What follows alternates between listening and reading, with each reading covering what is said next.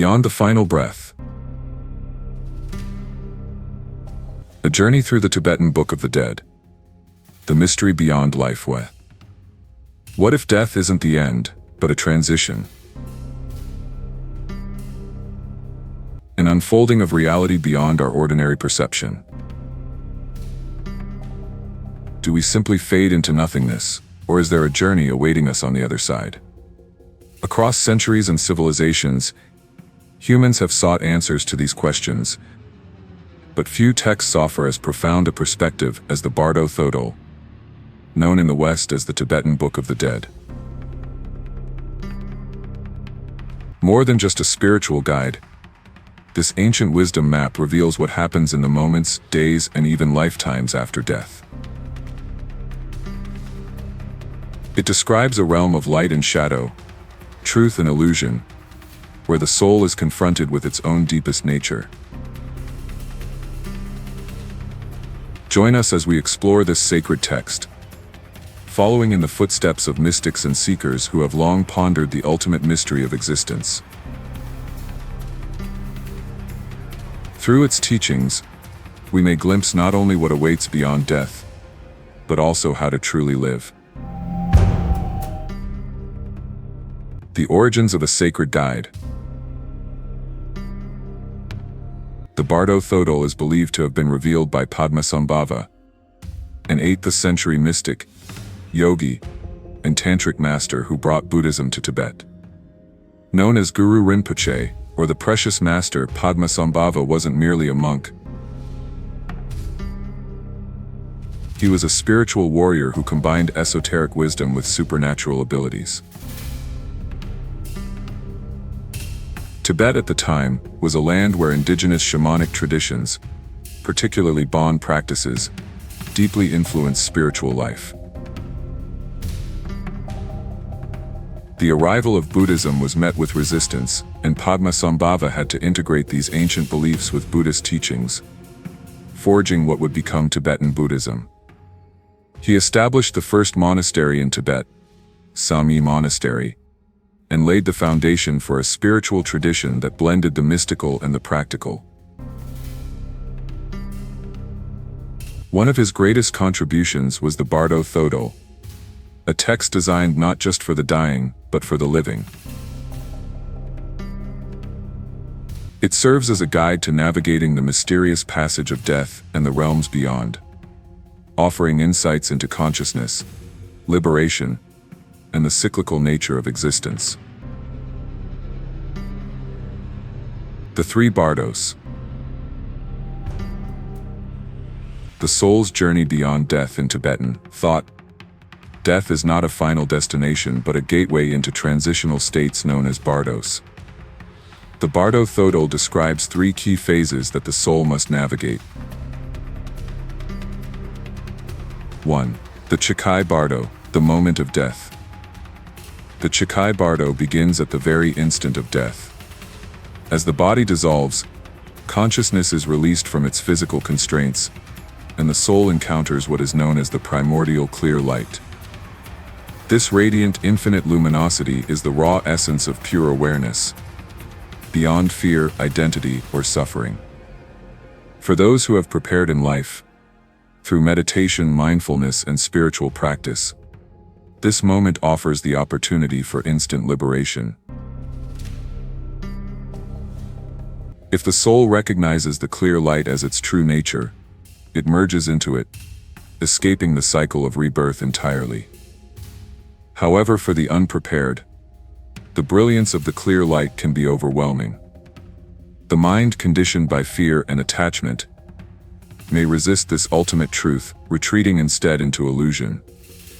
When this happens, the soul moves into the next bardo, where it confronts the projections of its own consciousness. 2. The Chonid Bardo, the realm of illusions and revelations. In this phase, the mind, now free from the body, begins to experience visions, some peaceful, others terrifying. These are not external entities, but reflections of the soul's inner world, shaped by its accumulated karma and subconscious fears. The Chonid Bardo is often described as a dreamlike state. But unlike ordinary dreams, everything here is intensified and inescapable. The soul is confronted with two types of visions. The peaceful deities, enlightened beings, often appearing as Buddhas, or radiant figures of wisdom and compassion, manifest before the soul. They represent the higher aspects of consciousness and offer guidance toward liberation. The wrathful deities. If the soul fails to recognize the peaceful deities, the visions intensify, turning into nightmarish encounters. Ferocious figures, monstrous beings, and unsettling apparitions emerge, not as punishments, but as representations of unresolved fears, anger, and attachments from past lives. Carl Jung, the Swiss psychologist, once remarked that gods and demons are projections of the unconscious. The Bardo Thodol echoes this sentiment, reminding us that everything we encounter in this phase is a mirror of our own mind. Those who can remain aware and recognize these visions as mere projections can achieve liberation. However, most souls, gripped by fear or attachment, continue their journey into the final Bardo. 3. The Sidpa Bardo, the pull of rebirth. This is the final stage before rebirth. Here the soul, still entangled in illusion, begins to feel a strong pull towards a new existence. The karmic patterns accumulated throughout lifetimes act as unseen forces, drawing the soul toward a new body and a new life. In this phase, the soul may witness visions of couples in union, a symbolic representation of conception and entry into a new life form.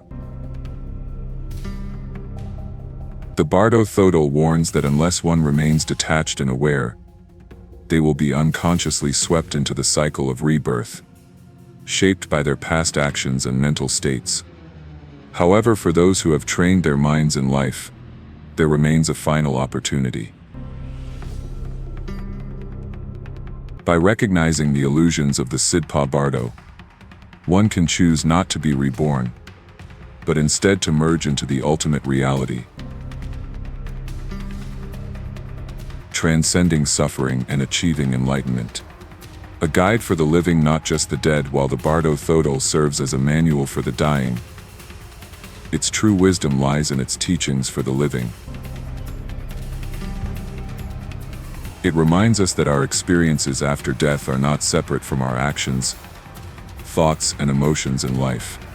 If we live with awareness, we die with awareness. If we cultivate peace, we meet the next phase of existence in peace.